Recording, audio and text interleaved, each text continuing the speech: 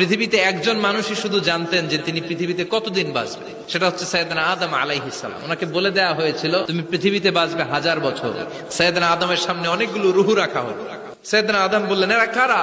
আল্লাহ বললেন এরা হচ্ছে নাসালুক, তোমার বংশধর। সাইয়েদনা আদম বললেন আল্লাহ ওই যে একটা রুহু দেখা যায় এটার নাম কি? আল্লাহ বললেন এটা তোমার ছেলে দাউদ। সাইয়েদনা আদম বললেন মাবুদ আমার ছেলে দাউদের কত বছর হায়াত আপনি দিয়েছেন? আল্লাহ বললেন মাত্র 40 বছর, 4 ইয়ার্স।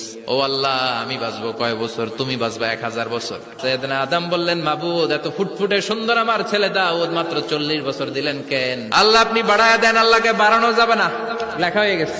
সাইয়েদনা আদম বললেন আমার 1000 বছর থেকে 60 বছর আমি আমার ছেলেরে দিয়ে দিলাম।